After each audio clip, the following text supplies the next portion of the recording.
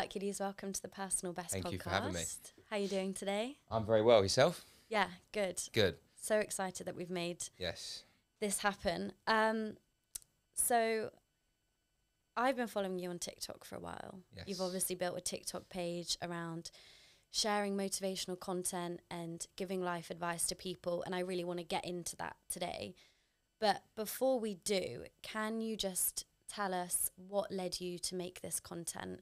What's a bit of your background for people listening? Yeah, sure. So I'm now coming out at the end of my 20s, and through my early 20s, I struggled a lot personally with my image, my mental health at times, and just in general, just like navigating and going through life thinking that I needed to have everything figured out by like 21, 25, comparing myself to like friends that were ahead of me or behind me. And it wasn't, I remember like being in that and being like, this is it forever. This is never going to end. This like mental state, this prison that we all at times have felt like we are in. And I had tried everything, every YouTube meditation, every like I'd literally sold everything, moved to like Thailand, Bali, done like everything. Was always it's never enough. Like I never had felt that true like contentness. And it wasn't until like over time realizing that it wasn't about the grass is always green on the other side. It's actually greener like where we water it and like when we focus internally. And then for me, it was like, I almost felt like a responsibility of, I want to share this and put this out there.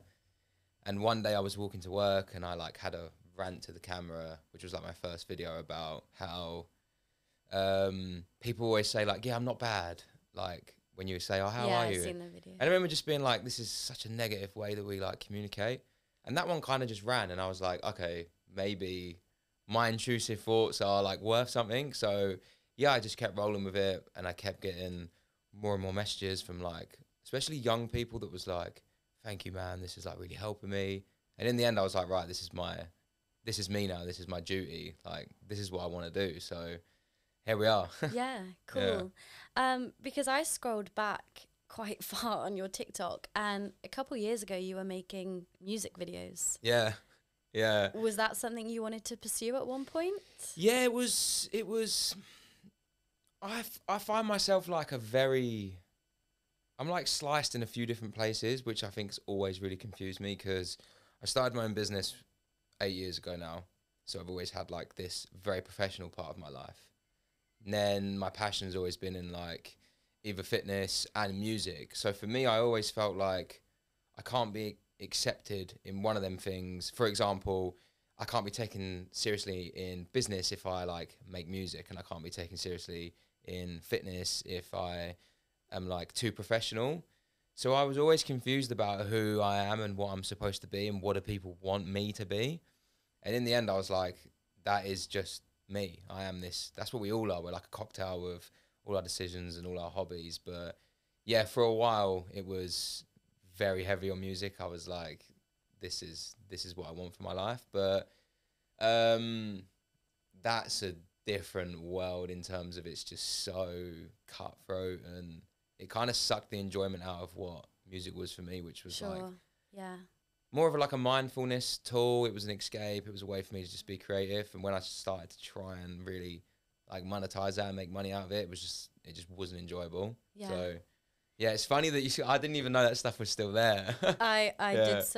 did some serious stalking. Impressed. So are you a life coach now? Yes. So Okay. I qualified 5 years ago. Okay. The reason I did the qualification was because a couple years into when my business started to kind of take off, I would get a lot of messages from especially young guys, local to where I was, that was like, I really want to pick your brains and ask you some questions. And when I started to like have conversations with people, I realized that people didn't need business help or advice or anything like that. It was very deeper than that. It was like discipline, accountability. It was almost like therapy.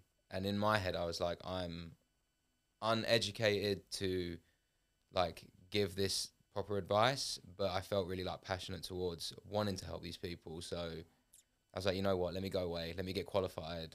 I actually really want to do this. And yeah, so that was 5 years ago. And I kind of just had it there and never really like spoke about it, that was like what I was doing. And if anyone would like pop up that would have something quite unique or like really deep that I've really felt connected to emotionally, that I could see myself in, I would offer them and help them like on calls, like for free. I wasn't even charging anyone. And then yeah, I say like the last year or so, I've started to take it more of a serious avenue for sure. Sure. Yeah. So I really want to get into some of the lessons and pieces of advice that you share on your social media.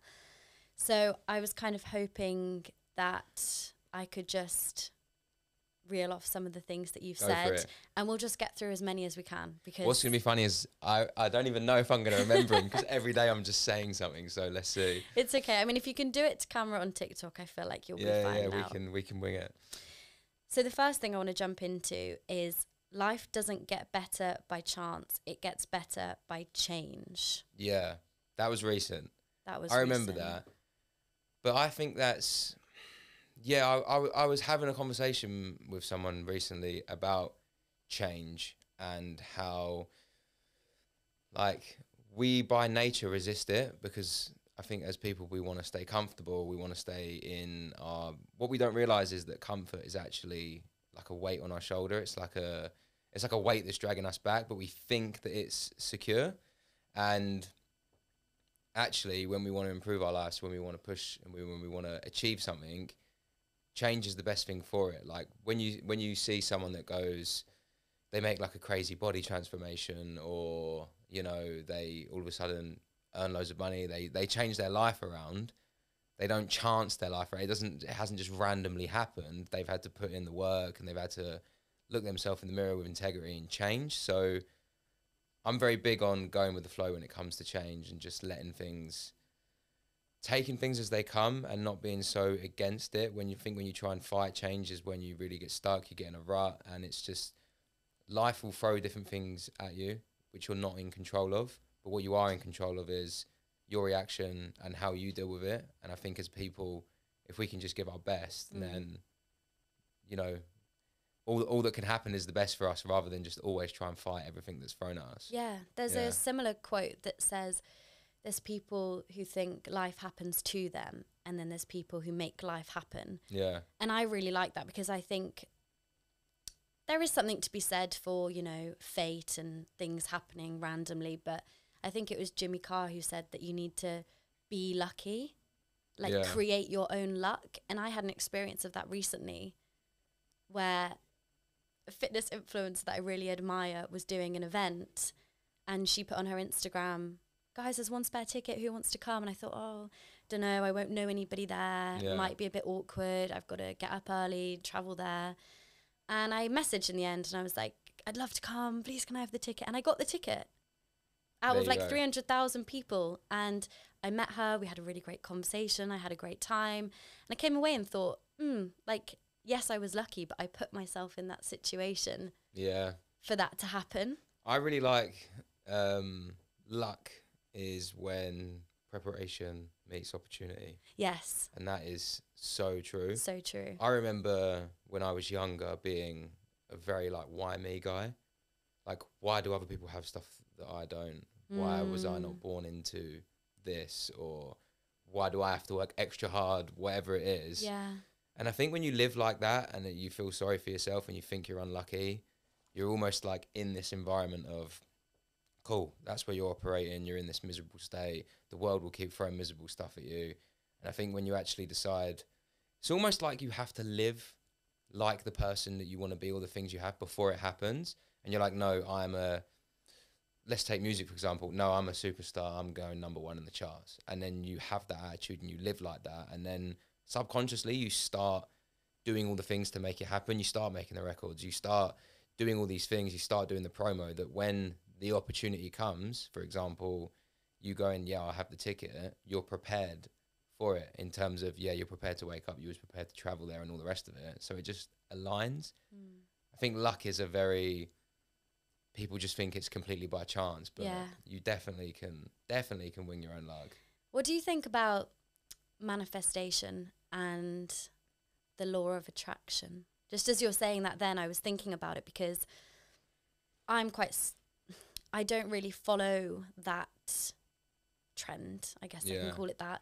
But one thing I did hear someone say when it comes to the law of attraction is, like you said, almost do things as if you were already where you wanted to be. And I heard someone talk about it when she first started making YouTube videos. She imagined that they were going out to 100,000 people. So she was putting in the effort and making them good enough quality that hundreds of thousands of people would enjoy watching it. And then she obviously did manage to accrue followers because she was putting out high quality content. But I'd be interested to know what's your whole perspective on that kind of thing. I think everything is already out there. Yeah. In terms of, I used to, like, with my mates, talk about this when we were younger, when you would, like, mention a car or something like that, and then you would see it everywhere. All the time, yeah. It was like, it would just be unlocked in the map. It was, like, crazy. And I think that, every option that we could possibly have is literally there. And how you decide to perceive reality and how you decide to live your day-to-day will determine what path you get. So I guess in theory that is law of attraction. If, for example, you live your life like you are on X salary and you dress really smart and you head to all these places where them type of people are, where you would get that type of career, for example, as a young man, you are eventually going to fall into that. But if you say you want that, but you're down the pub 3 days a week with your friends and you're just doing stupid stuff, it's not going to happen. So I do believe you have to live how you want to be premature to it actually happening. So I do think law of attraction is very real. It's funny, like you said, about it being a trend type thing. I think a lot of people from my videos think I'm a very spiritual person and would like sit there and manifest and write stuff, which I actually don't. I did a lot when I was younger. I'm more of a, I guess I more see it as like an action taking side of things. If I want something, I kind of waste no time. I just get into just doing it. I'm like, right, what are the steps that I need to take? Okay, I know that I'm good enough to make this happen. I know that I can see it happening in my future. I visioned it. Yep, that's possible. Let's just do it. I think that's a really good approach because I guess the manifestation part is you're thinking about what you want. Yeah. You know, it's always on your mind. There's a quote that's like, if you can't stop thinking about it, don't stop working for it. Yeah. But then, if your actions aren't matching what you're thinking about, then you're not going to really progress. Like, you can't just read The Secret by Rhonda Byrne and then think, wow, and then you wake up everything's going to happen to me. I'm going to be super successful. Monzo just sent you 5 million. Yeah, that would be really great. Okay. But I think, just quickly on that, I think the people that do take it seriously, like, manifesting is powerful if you use it in a way that you've manifested, you're like excited, you're motivated, and you go out there and you do it. Yeah. So it is, I think it's really powerful in that sense of people that take it seriously, and the people that are religious about it probably don't even realize that it like then sculpts their day. Whereas you are right, you can't just go, I want to be, write it down in a I want to be an diary. A-list celebrity, cool. Now I'm just going to go and do the same old things that I've always done. So yeah, you're right. Okay. So next one, formula for making difficult decisions. You shared this on TikTok. Yeah, this one went crazy. Yeah. Lay the options out and pick the most uncomfortable decision. Yeah. And I noticed a comment on that video that said, this wasn't the answer I wanted. I wanted the easy, stress-free route. Yeah. Learning and growth can't come at the expense of mental well-being. Yeah. I thought it was interesting. I just wondered what you thought about.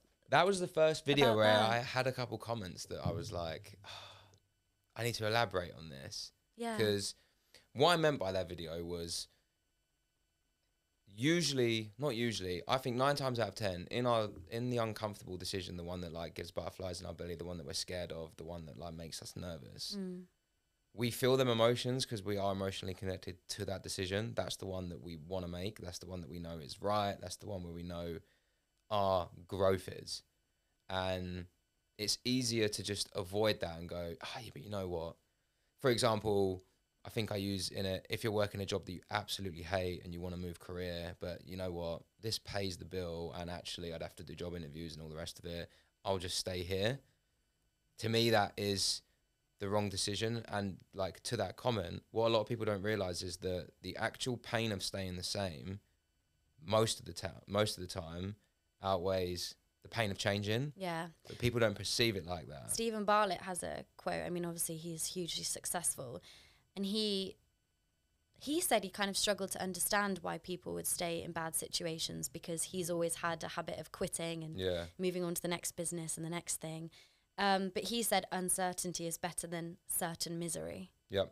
Which I think is so true. Yep. There's like something beautiful about being uncomfortable and like putting yourself in discomfort, because I think it ignites in you, okay, like something raw, we're going to do this now. Like we have to make this happen, which a lot of the time people are afraid of. But for example, when I'd first started my business, I was like, I'm in an iron on the fence for ages about quitting my job, because I was like, I'm not making enough money here, and this is risky, I'm getting paid. And my family were like, I mean, they're super supportive now, but they were like, you definitely shouldn't quit your job. And I remember just going, no, I'm doing it. That's it. It's done. And at that point, income cut off, had to move out my flat, lived on my mate's sofa for like 8 months, but it was the best decision I ever made, because then it was like, okay, cool. The only option is to make it work. There is no like, we can go and do this instead. Yeah. And evidently, as soon as I done that, all the things that we needed to happen happened, because they had to happen. Like we had to get a big investor, and then as soon as we got our jobs, we did. Yeah. And all these things like fell into place because you create the space for it to happen. Like you can't move on from an uncomfortable situation in a relationship or a job or whatever it is if you're not willing to face the change and just be uncomfortable for a bit. So that's where we grow. You don't learn life skills. You don't get stronger by doing your day-to-day where you're just coasting. You have to walk into that.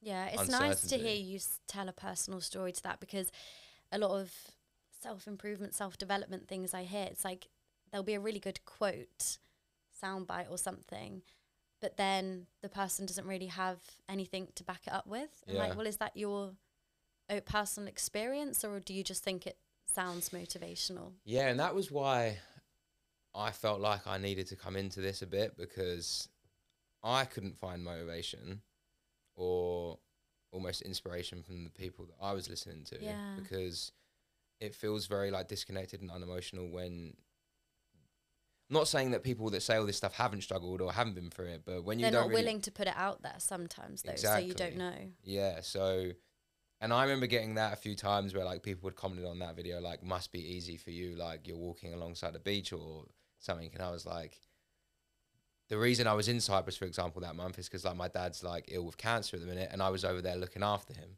I didn't tell people that all the time, because I'm using that platform not to go, look at me, my life's hard.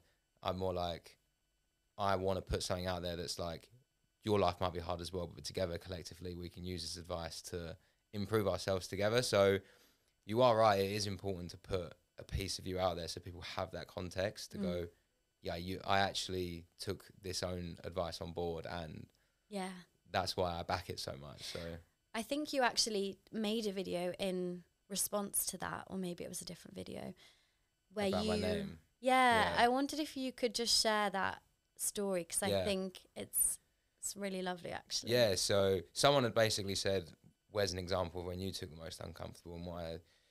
Yeah, so basically for anyone who doesn't know, my name is Hercules Nicolaou, as ridiculous as it is. But yeah, growing up in like sort of East London and around them ways as a kid, it's a bit of an elaborate name and kind of makes you a bit of a target. Kids are nasty, right? And yeah, I think I was about 7 or 8 years old, and long story short, I'd suffered a hemorrhage, suffered a brain hemorrhage, which was bizarre. I actually remember the day. 7 years old? Yeah, 7 or 8 years old I was, yeah. Wow. Yeah, it was a whole... I remember in my mouth I could like taste blood, and I said to my dad, like, there's like something's going on here, and he was like, you've probably bit your tongue or something. And then apparently 5 minutes later I was blacked out. It was like blood was just pouring out of me. My mum had like thought I'd been hit by a car. There was like blood all over the drive. It was just nuts. Oh my goodness. And yeah, crazy.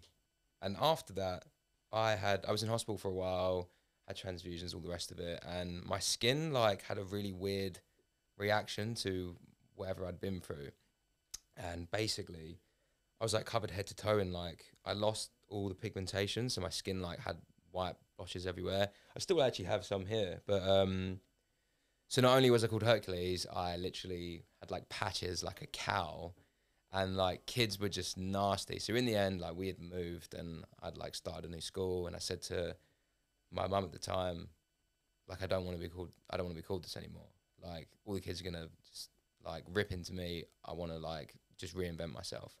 And my uncle was called Lee at the time, and it was like Hercules, and we were like, you know what, like Lee will work. And I just ran with that, and the whole time I was at secondary school, obviously my legal name was still Hercules, so like teachers would like call it out On the register. and I would be like, no, that's not my name, like Yeah. that's what my name means in Greek, or like say it was a middle name. Like I would always make up a lie. Everyone knew, which was the funny thing, because I thought that I was like really holding it down.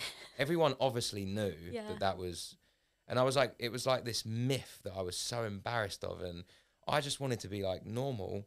I wanted to like have paler skin, fit in, have a normal name. And yeah, it wasn't until I realized that that version of me had like diluted everything that I was passionate about and who I was. And I was like this guy who was just moping around, all like, why me, really miserable. And that was like Lee. And then for me, I remember getting to sort of my early mid-20s, and I was like, all I wanted to do was be the same as everyone. And now actually, not like I want to be different, but I was like, why was I running? Now everyone else wants to be unique. Yeah. I feel like that transition happens as you like leave school. Yeah. Everyone's doing their own thing, and it's like, I don't want to be the same as everyone else. Exactly. You've got more to give than that. And I remember just thinking, I don't know why I've ran from who I actually am for so long. So I kind of just ran with like, yeah, by the way, everyone, like that was my real name. Yeah. This is my name. This is my passport. These are all my old school books. Like that is who I am. And with that liberating moment came loads of other things in terms of how I wanted to dress and how I wanted to like be perceived, and like the type of stuff that I would do. And I remember in that moment, Lee was like a real people pleaser, wanted everyone to love him and be like the center of attention and like be invited to everything. And that just disappeared from my life. Like now I have a much smaller circle and with people who are like genuine, that want to be around me for who I am. And that decision of being like, you know what, I'm going to just be who I am and not have an expectation of what other people want from me was really uncomfortable to like put yourself out there. But also as time went on, the most liberating thing that I ever done in my life was just be myself. I'm so happy for you. And Thank you. I think that's such an important message to anybody that's listening, and people who've been through the similar journeys, or that they're trying to figure out like where their passions lie, who they want to hang around with. Because something I touched on in a previous podcast, at the end of the day, we all end up in the graveyard, as morbid as that sounds. But why would you not want to live life the way you want to live life? Like when you simplify it down so much, it's just like, yeah, it's silly. And people end up like wanting to be a copy of like a version of someone else or something else. But like the best thing that you can be, like, you are the best version of you. Like everyone else is already taken. Just do you, just be you. The people that will need to be around you will be around you, that love you for that, and the people that don't matter anyway. Yeah, so exactly. I relate to that so much. Like obviously starting this podcast is a completely new adventure for me. And because I listen to a lot of podcasts, I've been thinking, oh, I'm not like Chris Williamson, I'm not like Stephen Bartlett, and I'm not a fitness professional. But then I sat and reflected, and I thought, yeah, but everybody has loads of different things about them that they can then bring together. Like there might be people listening who, I don't know, are really creative and good at art, but they like fitness. And it's like, okay, maybe you could combine those two things and you're going to be something completely unique. But like touching on the fact that you said like, oh, I'm not them, I'm not this guy, like that's a good thing because they are already them. Yeah. And like they're already doing their thing. We don't need two of them. Exactly. Like what people need is like your podcast, your take on things, like your interpretation of how a conversation should flow. Because I think when people just try and carbon copy something, we end up with like this copy and paste culture where, and it's the same with a lot of content as well, in especially actually, it's not even just to, I mean, fitness, music, whatever it is, it's very same. Yeah. And I think people are afraid to be a little bit more unique in themselves Yeah. when it comes to being creative. But actually, like, I love when I see someone like go against the grain when they're like, they make content and it's like not trending audio and it's like not the same as everyone else. And I'm like, yeah, just do you. Like, it might have less likes than other people, but eventually it will hit its audience. And I saw a thing that was like, you can copy, but the paste won't be the same. And it's so true. yeah, exactly. Okay, let's get on to another one then. Yes. So you said more things alarm us than they do harm us. Yeah, I love this one. And you were talking about how we suffer so much more anticipating something going wrong than the thing actually going wrong. This is something I'm really trying to work through. So I'd love if you could just it's a elaborate on that. It's a very stoic approach. Yeah. I'm sure you're probably familiar with what that is, but it's basically the idea. It's like the idea that, and we all do it, we suffer more in our imagination than our reality, because when something's like going wrong, I don't know why as humans, but we're like, right, worst case scenario, that's going to happen. My life is ending. Everything is crashing. It's crumbling. Like, let's say, for example, we make a mistake at work and like people go home, they take it home, they worry about it all night. They go in the next day and it's like, oh, it's not even an issue. And even if it is an issue, you end up suffering twice, because let's say something does go wrong and you have to change something and whatnot. You've spent the whole last day worrying about it and then you have to deal with it as well. And I think we waste a lot of time anticipating what possibly could go wrong rather than just actually constructively, like just critically thinking about our options and what we would do, and then kind of just going, you know what, I'm going to wait and see what happens. I also think by always thinking about like what the worst case could be, you almost, back to like the law of attraction thing, you almost bring it into existence, because you're like, oh, okay, this is going to happen. I know that they're not going to talk to me anymore or whatever's going to happen. And then it's like you almost start operating in that space and you allow it to just come into your life. So yeah, that one is such a difficult one though. Like, I don't think you can just listen to that and go, oh yeah, okay, I'll stop suffering. No, I think everybody is, well, especially for me, I'm very much an overthinker. And so I kind of overthink every scenario, think of like the worst case scenario, blah, blah, blah. But I heard, do you know Mo Gaudat? Yeah. Yeah. So for anyone listening, he, really smart guy, and he's kind of on this project of 1 billion happy. So all his lessons are about like making people happy. And he came up with this happiness plan. And I had to write it down in my notes because I think it's so brilliant. And he said, if you're thinking about something, say you're worried that a friend doesn't like you, ask yourself, is it true? Is what you're feeling backed up by facts? And if it's not, then just drop it. If it is true, the friend doesn't like you because they've fallen out with you, can you do something about it? And then if you can't do something about it, can you then learn to accept it in a way that's helpful? Yeah. So tell yourself, okay, I've fallen out with this friend. Maybe I have to let that friendship go, but then maybe I'll make room for new ones. And I just thought, it's so simple. Yeah, but really it's a really nice way to just like kind of stop the thoughts from like running wild in your head and just sit back and like be realistic. Yeah, people identify, I do as well. Like, we identify with our thoughts way too much, as in they are all us and what we actually think, when really our brain is like the most complex, insane like computer system that there is. Not everything that it produces is a fact, but because we're sitting there and we have this inner dialogue all the time, that people, I don't think they realize they can control as much as they can. Everything that it says, we just believe to be true. But that was what I said in that video, is like, something's gone wrong. Can you do something about it? Yeah. Then don't worry. Just do something about it. If you can't, okay, don't worry. You can't do anything about it. So you can either spend your time suffering about it and nothing will change, or you can move on, again, like we were saying earlier, and just accept the change. His big thing is like, you're not your thoughts, but you feel like you are, because obviously you're listening to your own narrative 24/7. And sometimes that's why therapy is so great, because you get the chance to speak out loud and hear yourself back. Yeah. And then process things. Yeah, like actually verbally saying something makes it the problem halved. Like I do currently like 3 15-minute calls with people, like just they click the link in my bio and loads of people book them all week. And it's really funny because I talk for like a minute. Really? People just call up and just like reel out a problem. And then they're like, and then that's and then they're like, yeah, and then this is what I need to do about it. And actually, that's You the haven't solution. said anything. And I'm like, yep, go and do it. And then they're like, thanks so much. Yeah. And I'm like, that was all you. Yeah. Sometimes people just need to say it. And then they're like, right, okay, actually, it's not that bad because I've got it out of my own head. Because in my own head, I'm hammering it around and I'm like panicking It's a myself. massive problem. You say it to another person. And it's almost like you get that comfort in that they agree with what you're saying. Yeah, that is pretty bad. Yeah. But you should do that about it. Okay, cool. Weight's gone off the shoulders, so yeah.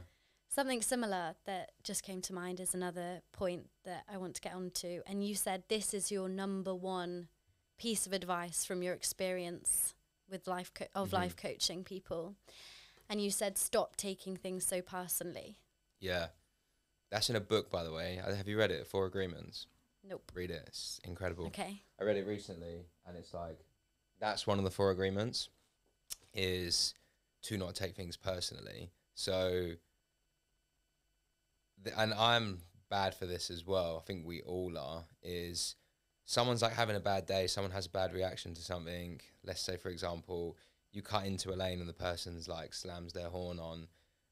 And like we just have a tendency to let that ruin our day. We think it's like a personal attack. We're like, how dare they do that to me? Or like the woman in the shops might have done a 12-hour shift. You've come in, she's about to close, shut the coffee machine down, and you're like, yeah, can I have a large latte or whatever? And you're like, how? She was so rude to me. She didn't even say.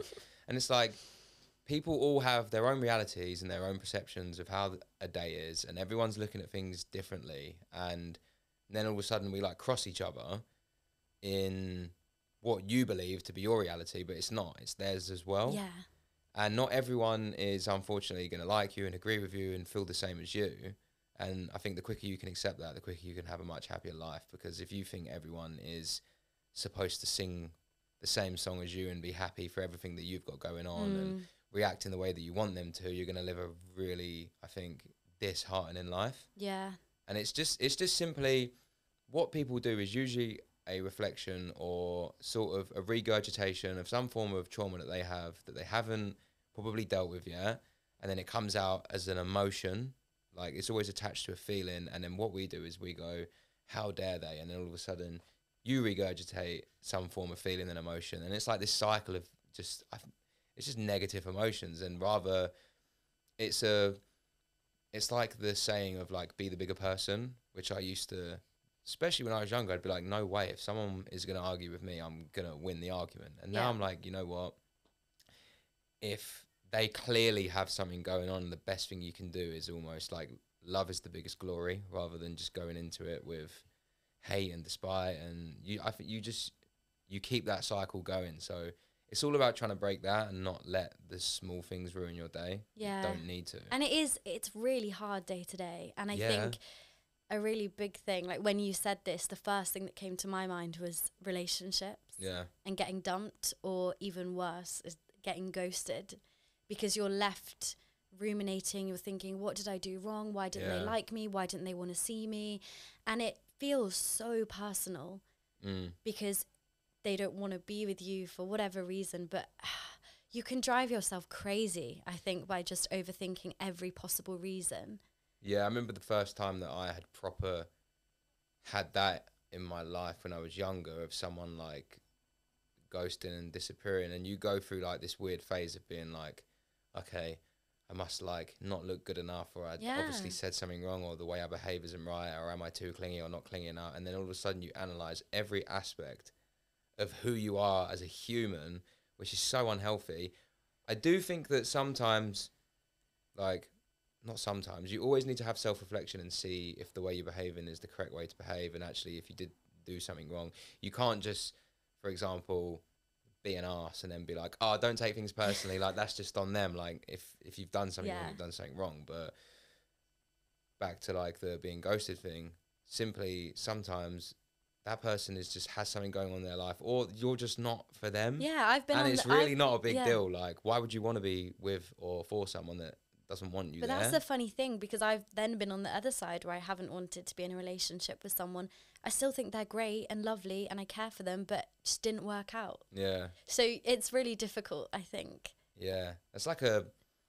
I think that's like an arc in life that everyone goes through at one Yeah. point. The sooner the better type thing, in terms of having, it doesn't even need to be breakup. A lot of it's friendships. I went through this heavy with, I was like best friends with this guy for years since we were kids. We were like inseparable. And he just like moved away, not that far, and then just kind of disappeared, cut me off. Like, we'd stopped messaging. We like really tried to stay in touch, and slowly over like 2-3 years, it just went like that. And now we just don't talk. And he was like I had a similar thing. my brother. Yeah, like, same. even now, I would die for that guy. Haven't heard from him for like a year and a half. And I remember for ages, I was like, what did I do? Like, have I done something wrong? And in the end, I was like, you know what? He's dealing with what he has going on in his own life in that way. He's cut off all his past. He's moved on. He's got new friends, whatever. You know what?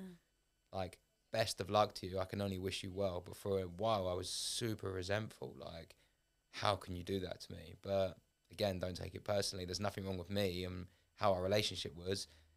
That's just the path that he's taken in life and his reality, and I just have to accept that. I think a lot of people will resonate with that. And I think, you just, as hard as it is, you've kind of just got to make your peace with it and move on. So much I want to talk about. One of the things being comparison. And in another video you made, you said, don't compare your chapter 1 with someone else's chapter 20. Yep. I love that. Yeah. I personally figured that out a lot when it come to, I think, a lot of fitness and gym culture and stuff like that, and like your personal body image or your career.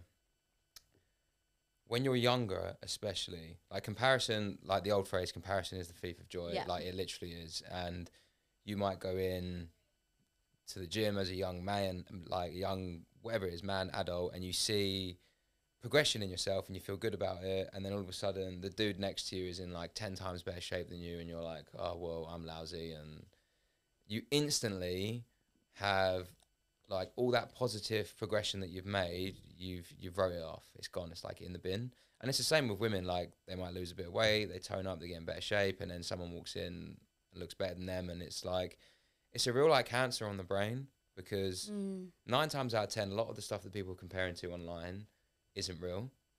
Like, it's, people only give their best angles, their best day, their best trip. Like, people will only show you what they want you to see.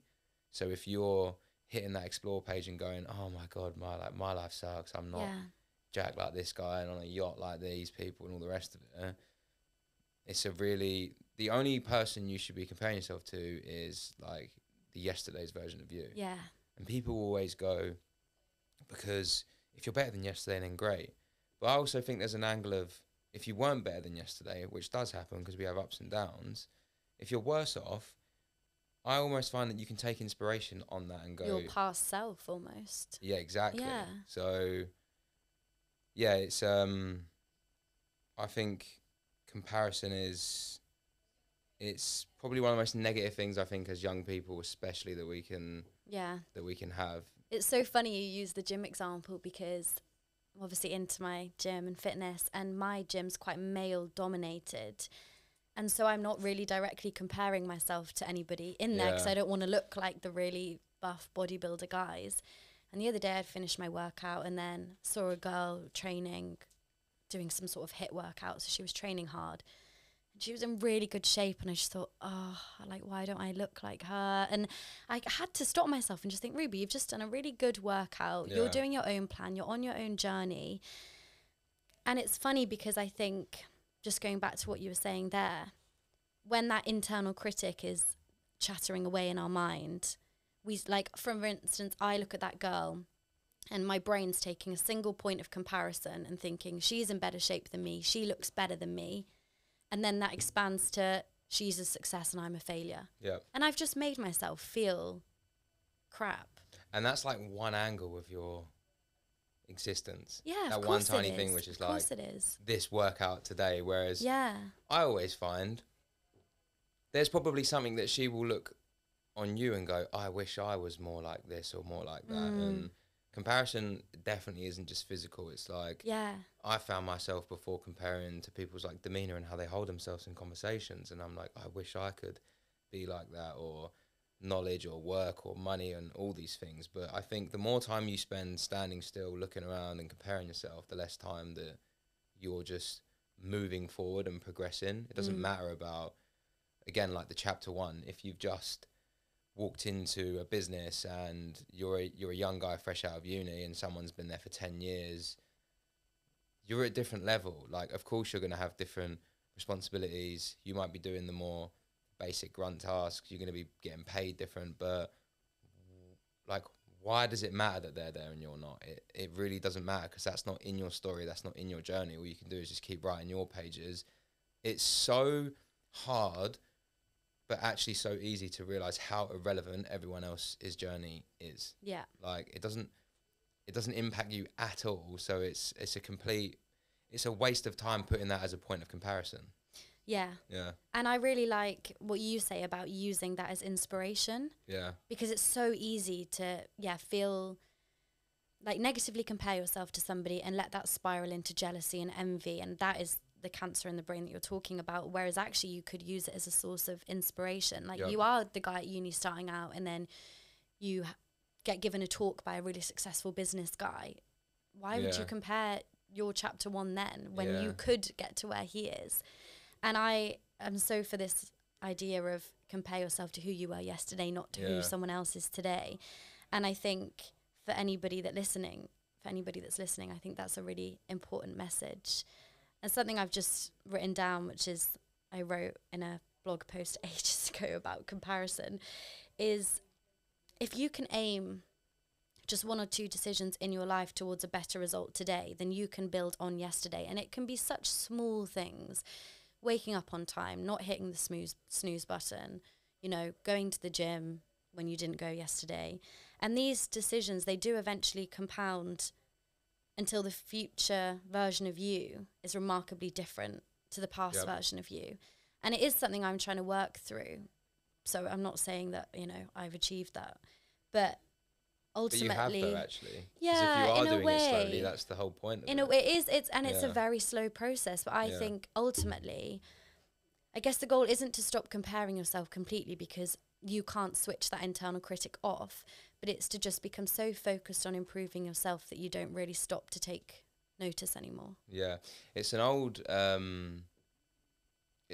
Japanese proverb which is called kaizen, and what it basically means is the art of constantly improving, slowly getting 1% better daily. Yeah. Rather than trying to flip it all. 1% better. I like that. Yeah. We are running out of time, which is All good. really annoying. But I'm going to do one more thing and then we'll round it up. You made a video ages ago, and this is slightly embarrassing. One out of the archive. This is slightly embarrassing to say, because when I first came across your TikTok, it was this video that I saw, and I was scrolling late at night, and it was a video where you just said you're going to be okay, Yeah, that one hit for a lot of people. Yeah, I think. I will admit, I shed a few tears because I think in that moment it was just exactly the words that I needed to hear, and I just wondered if you could share that message for anybody who's listening, who's at a low point in their life. They're struggling with something, they're not feeling good.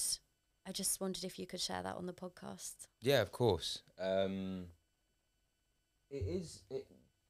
just want to quickly say before that as well. Yeah. A lot of them videos, when I say them, I've had this conversation with some people really close to me, is I'm giving that message to myself as well. Sometimes my TikTok is like a diary. Yeah. And I'm sharing the conversation that I'm having with myself. So I remember going for a walk that day, and it was like, the message is, you're going to be okay. To anyone listening as well, like, you will be okay. You will move on. You will get past this. And a lot of the time it feels like the weight of the world is on our shoulders. Everything's going to come crashing down. But it goes back to, you're suffering more in your imagination here than in your reality. Things are hard, and things will potentially remain hard, but good becomes bad, and bad goes back to good. Hot is cold, and cold is hot. And I think in this universe, there's a yin to every yang. Everything has to balance itself out.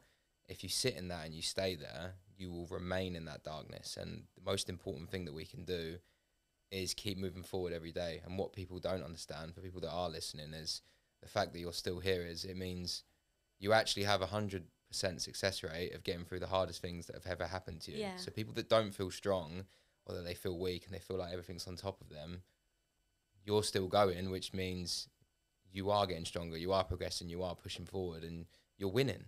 And it's the measurement of someone and how good they are isn't how much, like, how good you are when everything's happening for you in life and everything's great and everything's going wonderful and there's rainbows and sunshine. It's the real measurement of someone is, you know what, when we're in the grit and when things are really going bad, you have the ability to keep walking forward. And I think that is all we can do as people, and just know that you will be okay, and that there is someone around you that is definitely proud of you. And if not, sometimes people need to be a bit more proud of themselves. Yeah. Sometimes it literally is waking up and getting out of bed, like you said, and brushing your teeth and going downstairs and just making breakfast. Yeah, and that's something That's a win sometimes. Something I'm conscious of with this podcast is, obviously it's the Personal Best podcast. We're talking about self-development, becoming the best version of you. But sometimes that is the smallest things. Yep. I don't want people to listen and think, I've got to go and run 50 kilometers like Hercules to be the best version of myself. It might just be,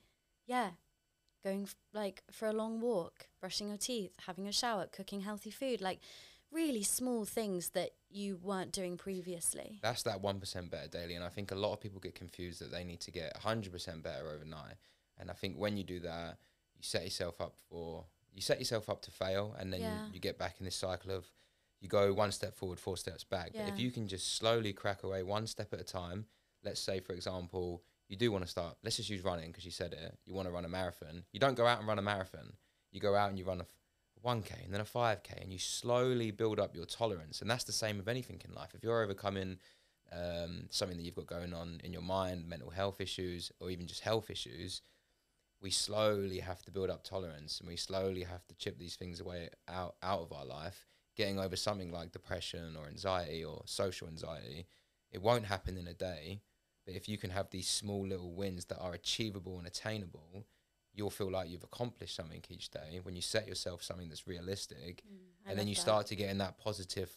I always think in life we're on a positive upward spiral or a downward spiral. And I think coasting is like the dangerous place, because we're just existing, we're not living.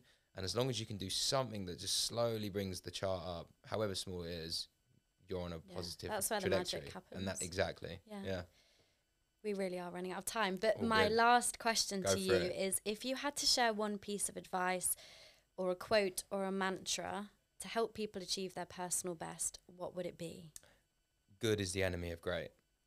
And by that, I mean, when something's just good enough and it's just okay, it often is holding us back from achieving our personal best. So that 30K a year job that you've got that's really comfortable is stopping you going and start that business that can make you millions. And your friends telling you that you don't really need to worry about how you look too much, and actually don't worry if you're a little bit overweight. It's kind of comforting you from getting into the shape that you want. And, you know, the comfortable life that you've got around you, whether that's at home with your parents or in your city that you was brought up in, staying in a local town, that comfortable blanket is what's stopping you. Sometimes you need to take that off and get uncomfortable so you can get there. And I'm an advocate of daily discomfort, doing something every day that makes you uncomfortable, that you don't want to do. And I guarantee that is self-love, is in that discomfort. Do something that you don't want to do, that you know you should do. Get rid of the good and you will become great. Thank you so much. Thank you for having me. 20 seconds left to tell people, where can they find you? Yeah, so my TikTok is Walking with Hercules.